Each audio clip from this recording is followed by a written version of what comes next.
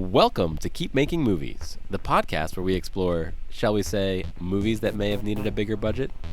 We evaluate the movie for what it is, decide if it could have been improved with a budget, and if it'll join our Keep Making Movies official recommend list. I'm your host KJ, and with me is Tom. Today we are discussing Joel Haver's Island from 2019. This is Joel Haver's fourth feature-length film. In Island, we follow the lead character, played by Joel, who is on an island, and he's kind of going through like an episode of some kind. There are puppets of various birds and sea creatures that he interacts with. Eventually, he tries to make a photocopy of his hand and other body parts. That does not work. So he calls tech support and tries to connect with the tech support guy.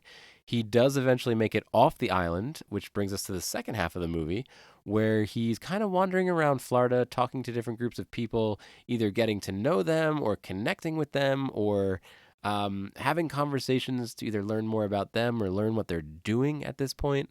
And this all leads to a final conversation in Disney World while the fireworks are going off in the Magic Kingdom, when he's on the phone with one of his friends from back home. And the fireworks are often making it so the audio is inaudible. It's blowing out the mic, so you're kind of just getting snippets.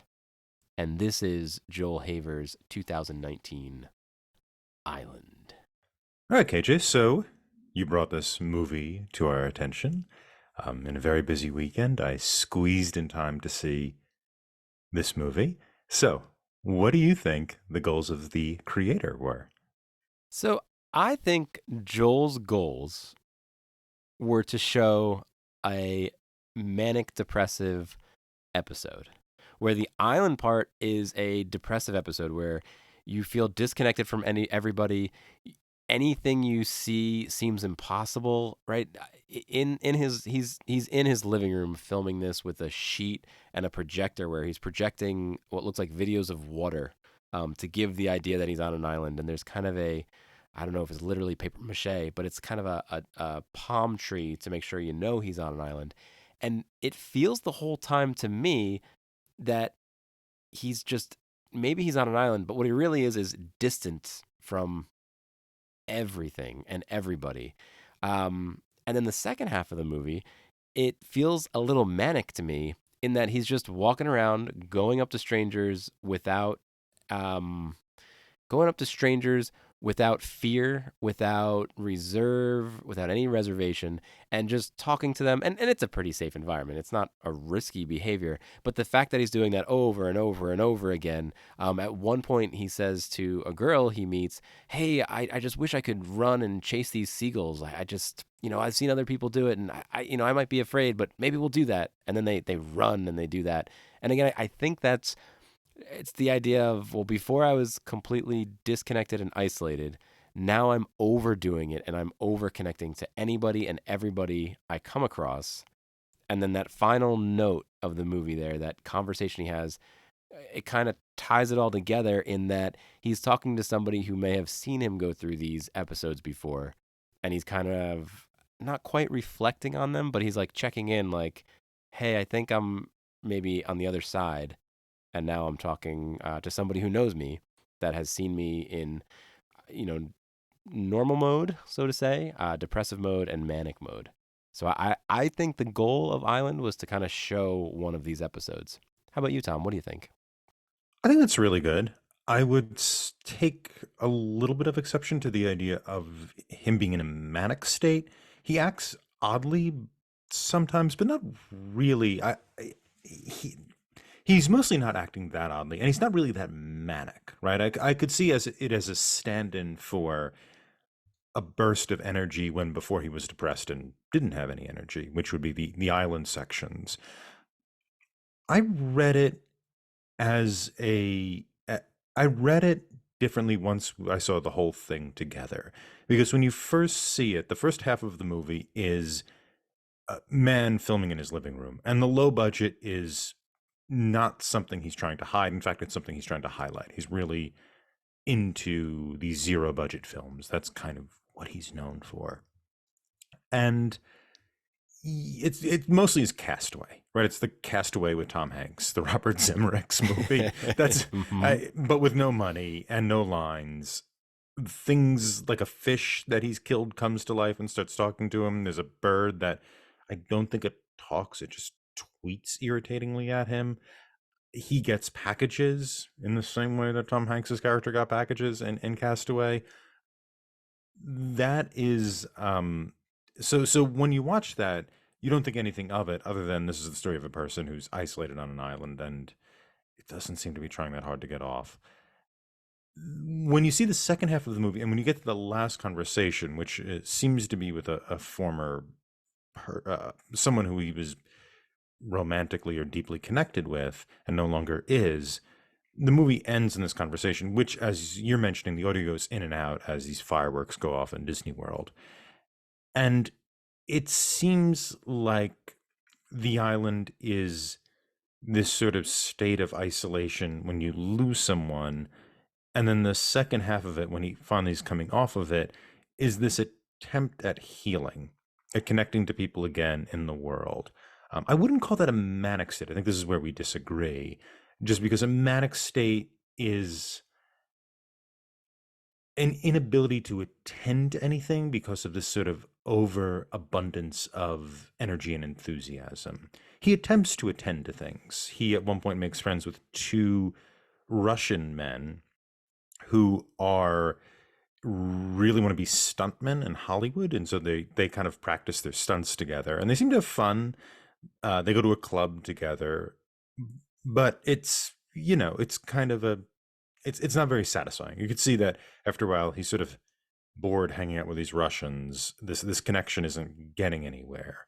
He later connects with a woman who he has a sort of what appears to be a fleeting sexual encounter before he goes off to Disney World on his own and calls up who I originally thought was the woman that he had that fleeting encounter with, but appears to be a different woman, a woman from his past. And it seems to be this effort at healing that doesn't quite work. It's almost as if, yes, we get over breakups, but the damage of breakups are always kind of there. We never really get entirely past it. It's something we carry with us. In this case, this person, Joel, or the character Joel, whatever we want to call him, doesn't seem to have really gotten there. In the end, he ends up kind of taking the island with him. So I think that's what his intention was. And I think he wanted us in that last moment, in that last scene, to recast the two sections of the film in relation to that, which is something you kind of made me see, KJ. I sound like I'm taking credit for all this, but in text conversations off air, we discussed this, and you kind of your insight led me to that. So that's how I see the movie. So to cut you off before, I just the manic part to me also was he has no safeties with him. So he's in Florida, which doesn't seem to be where he lives. He's approaching strangers, going to clubs with strangers.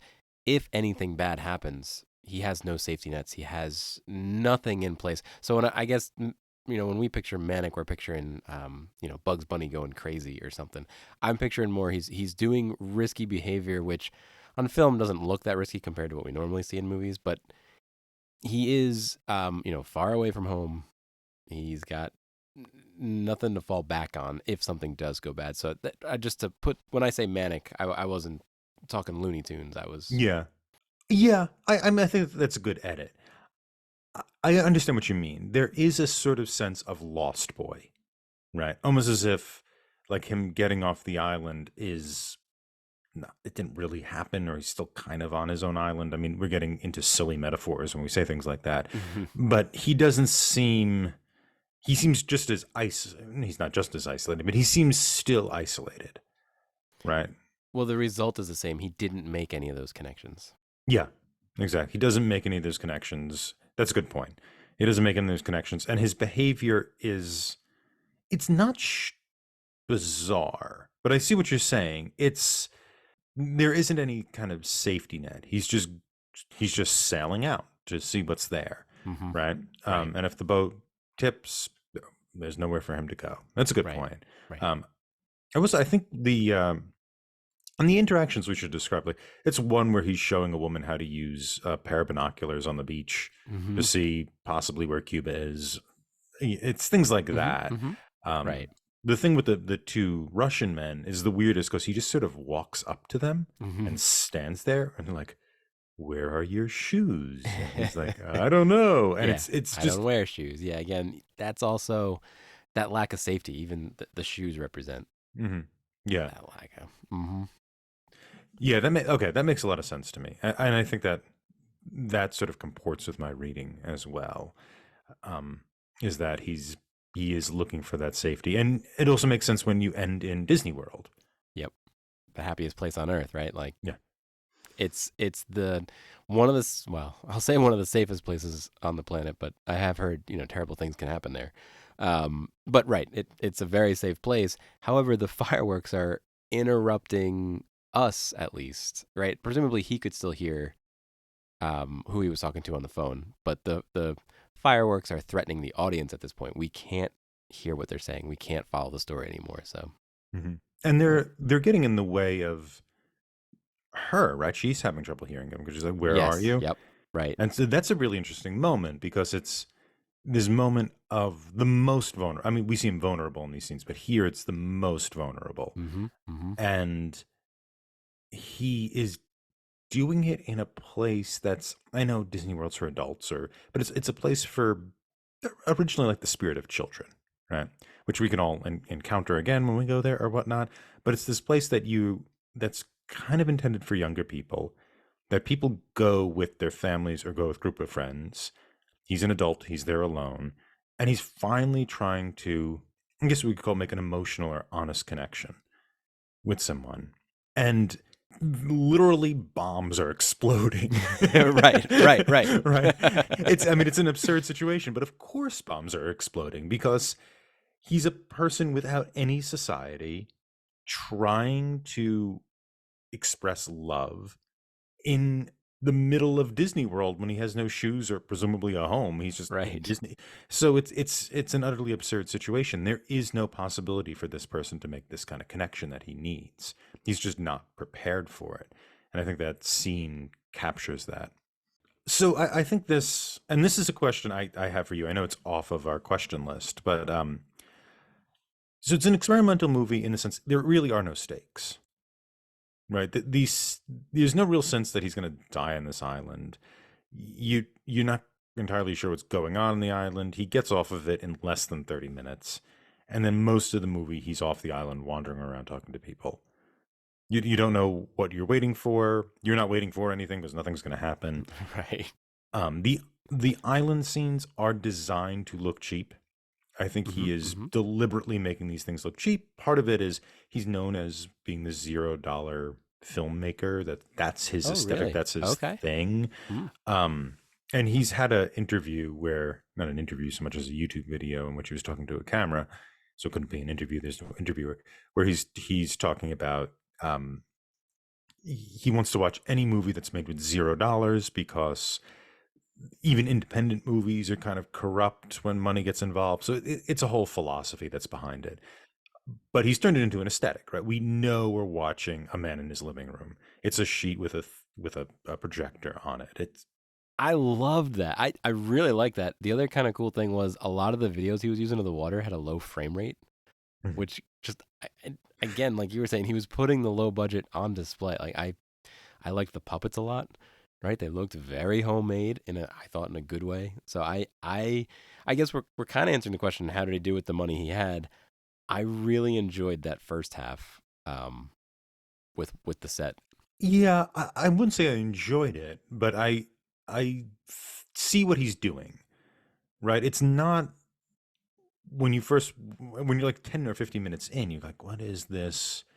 Why is this guy putting this out there? This is like self-indulgent, and it is a little self-indulgent, but an aesthetic that's connected to this like $0 philosophy. Fine, that's fair. I don't think it's particularly enjoyable, but whatever. My question ends up being though, is it worth it? Because when you do an experimental movie, the idea of an experimental movie is it almost by definition is apart from a normative structure, normative acting style, whatever it is. And we've all seen normative storytelling, right? It has typically something like a three-act structure. Characters have arc of developments. They're different people at the end they were at the beginning. If it's tragedy, someone dies. If it's comedy, someone gets happier or gets married or something good happens, whatever. Like we've seen a thousand of these things. We deviate from these stories to do something new, something original, something shocking. There's a cost to it though, which is the traditional storytelling structure keeps getting made because it works really well at communicating a story. It's a really good vehicle for communication. And Hollywood movies are incredibly good at it and incredibly economic at communicating these things. So if you want to go nutso and do an experimental film, you kind of have to justify it, right? The experimentation has to give to us something more, I think, than just novelty, right? Because that's a real creativity isn't just novelty; it's novelty with a sort of application. And I don't mean it's useful, but it does something. Sometimes it's an emotional payoff, sometimes an intellectual payoff, an Mm-hmm. enjoyment payoff. Yeah. Oh, absolutely. Yeah. All of those things. The most famous person I think at this point for our generation anyway, somebody like David Lynch, right? Who, if you watch Eraserhead, he's doing very, very strange things, but he is telling us something about what it's like to suddenly discover you're going to have a child and then you have a child, and he kind of takes the inside of your head when you have that experience and puts it on the outside in a sort of nightmarish way. He's doing something, he's communicating something that a traditional filmmaking style, it just wouldn't touch it in that visceral way. Might be able to communicate it, but it wouldn't give you that visceral feel of, oh my God, there's a baby coming. I'm a film student. How am I going to take care of a baby? That type of thing. So I'll ask you, is this movie justifying its experimentation? Because I would say Castaway does mostly the same thing this movie does. I hadn't considered that, and I don't think I've seen too many experimental films. I've seen a few David Lynch films, so I understand where you're coming from. I I do think so. Going back to the manic depressive bit, I think it's one of the best representations of a depressive episode and a manic episode I've seen. In that it's way more subtle than a lot of a traditional story arc might do it. So in that sense, if there is a goal or an application here, I do think this movie does that well. Is it because of the experiment? That I don't know. I'd have to think about that one. That's what do you think, Tom? I struggled with it. I don't think so. I think that it's in its zero budgetness and its celebration of cheapness, which I really like. And not just inexpensiveness, but cheapness, right? Like you're saying, the frame rate seems to be slower on purpose. We're making things cheap. That as an aesthetic, I really like. And I think that's one of these things where somebody could see this and go, okay, this is a means by which I can put my ideas forward. I can tell my story, something like that. And granted, he's not the first person to do this. Other people in the past have done it. On some of our other shows, Pat Gavin has mentioned the film Sans Soleil, which has some sort of similar, what could we call them, expense savers. Say Goodbye to Language, the Godard film from 2012, also has a sort of cheapness to it that I think that I actually really liked. So but when I'm watching this movie, especially in the first half, when you're watching the first 15 or 20 minutes and just random things are happening, he's he has a photocopier on an abandoned island that somehow works. Maybe it's battery powered or something, and a cell phone magically appears, and he's able to talk on the cell phone, but doesn't ask for help. I mean, there are a bunch of weird things, but what we get out of that is he's so isolated he doesn't know how to ask for help, right? Which again, depression. Like that's what Yeah, that is. I mean, but it's also, you know kind of a cliche, right? Like all these experimental things kind of lead to this cliched moment. Um, and uh, and then he calls back the photocopier people to try and find the same guy again to say he's doing well, which also has it kind of feels a little cliched and a little clunky and a little eye rolly, and I think that ends up being the problem. I don't know if the milk's worth the squeeze in this instance. However, I will say I think the cheap aesthetic has potentially really good followers that could come in its wake. I would like to see people who have something to say coming after him and putting things forward. And I like to see what else he's going to do. He seems like a young man. He seems pretty energetic. He seems like he has a lot of years ahead of him. Apparently, these movies don't cost anything to do, so or barely anything. So I would like to see what he does in with future projects. Do you think a budget would have helped Island? Well, no, that's I mean, that would ruin everything, right? Imagine it would just be a bad version of Castaway. I mean, it does, yeah. Intellectually, I mean, that whole island scene, where you would use the money is in the island scene, right? Because you would actually have an island and you would actually have a storm and you would see the storm ripped up and it would look amazing. And and they would go to this island and then they would have to build a set that looked like part of the island so that they could film more and blah, blah, blah. I mean, it would just be utterly normal. And at that point, the movie, the high budget version of Island would do nothing different than the low budget film of Island. It would do nothing different. There would be nothing contextually different. So no, it wouldn't. And I think the low budget lets him build up an idea, which is wait for no man. Just take out your iPhone and start filming. You know, and the way you do that is you put the cheapness on stage. If you have a big budget, all of that goes away. I don't know. What do you think? This is the first movie where I don't think if it had more or less of a budget, it would help or hurt the film. I think if somebody gave Joel Haver a bunch of money and said, "Hey, you can use this for your movie," I don't think he'd use it. I think he would say, "Oh, thanks," and then put it over there and still make this movie. So I don't think a budget would have affected the movie at all. I don't think he would have used He's not interested in it, it. Nope. right? And he has a YouTube video called I think it's called "Keep Making Movies." Really? I think Oh it's called no, that. Joel.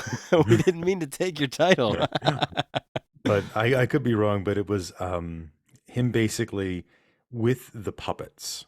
He's sitting there, and the puppets are Oh. talking, or they're kind of chirping. They're not really in the conversation. He's looking at the camera, and he's talking about how much he hates money in film, and even the independent studios are really not really independent because of money. It's stuff I don't actually believe, but whatever. This is what he's saying, and he's just saying if you make a movie for $0, don't spend any money. You can do it. You can do it today. Send it to me. I love watching movies that are not made with any money, and so just do it. And he had this whole thing set up, and it seems to be Island is his sort of flag in the sand, his declaration of principles in that sense. And in that sense, it's a success. I think it got a lot of attention. It has a look, God help us, but in the sense of it is a declaration of principles, it works. Now we're waiting for I think the great artist to use these principles in a more deft way. But you know what? You need that kind of like Gertrude Stein figure, or that Ezra Pound figure to come along and say like, here's how it's done. Here's an idea, and we're gonna work on that idea. So does it make the keep making movies list for you, Tom? Is it on the recommended list? I have no idea. We still haven't figured out what is the standard by which we assign things to this list. It's kind of floaty. It doesn't seem Mm-hmm. quality. Right? If something's very good quality, maybe we'll put it on the list. But that the noir we didn't put on the list, right? Well, no, because it didn't. Well, both noirs, right? Because they both. If the goal of keep making movies is to try to understand what the director wanted to do, without any interference of a studio, the two noirs that we did in our bonus season, which was Pier 23 and Kiss Me Deadly, There was very obvious studio interference. It wasn't a No. a good example of what the director wanted to do Yeah, well, in exactly. that case, if it's what the director wanted to do, then this movie gets on the list easily. It's a yes from you. Yeah, yeah, it's definitely a keep making movies movie. It's a movie made for $0 about making a movie for $0 effectively. That was a brief internet sensation by a young person who is still making or looks like he's going to still make movies. So it makes a lot of sense, regardless of my qualms about its quality. What about you? So, in a strange reversal, I'm actually gonna say no, Oh. because I felt like I was interpreting this film a lot, but I don't know if that's what Joel really wanted to put on to film. But I absolutely want to see more of Joel's films, so I think we'll bring some more of Joel Haver's films to keep making movies Mhm. to possibly get another one on the list. But yeah, it's a no from me. Yeah, I would actually be interested in other things he's done. Well, audience, let us know on social media if this should make our list since we have the split vote here. And let us know what your favorite movie by Joel Haver is. That's Talking Studios on social media. You can rate and review this show anywhere fine podcasts are available. For those viewing in YouTube land, if you haven't already, please like this video, subscribe to the Talking Studios channel for all our exciting content, and follow us on social media at Talking Studios. Check out other shows by Talking Studios, including Talking Pictures Trivia, where we explore movies through trivia, Limited Lexicon, where we play through text-based adventure games, Get the Point, where we slowly reveal a movie poster and try to guess which movie poster it is, and Adapt It, where we explore adaptations in various forms. Got a question for us? Call the Talking Studios hotline at 201-467-8679 and leave a message. It may be featured on a future episode. And if you haven't already, please subscribe to Keep Making Movies wherever fine podcasts are found. Join us next time when we discuss Parallel from 2018. Stay tuned for our first impressions of Parallel.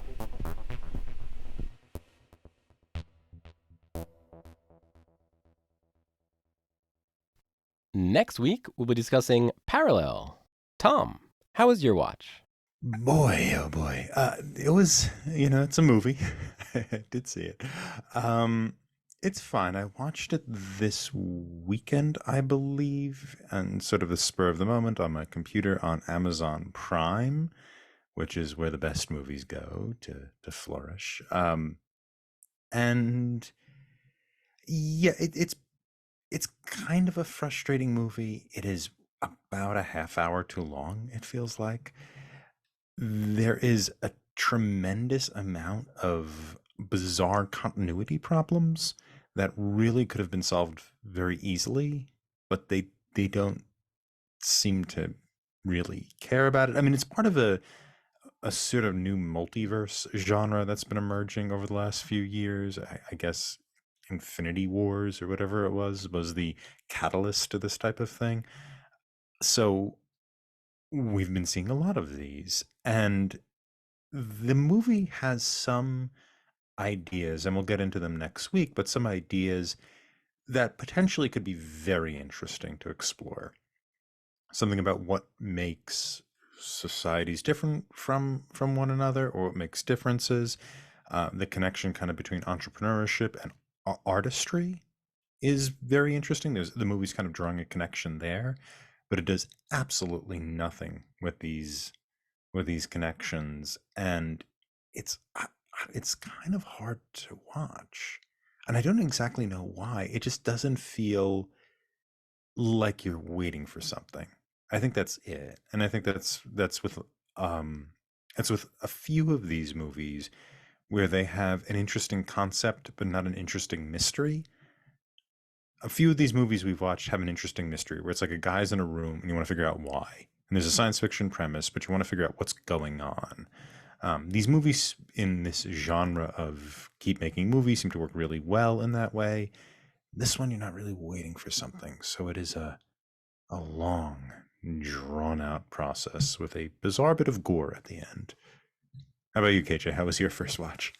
So I first watched this 2 years ago, in the summer, and I remembered the mirror, and I remembered the energy of the film. That there's a lot of like young, just out of college, maybe. There's like a young energy in the movie Mm-hmm. that feels pretty good. Um, but I couldn't really remember the plot. So on this rewatch, I got to experience the plot again.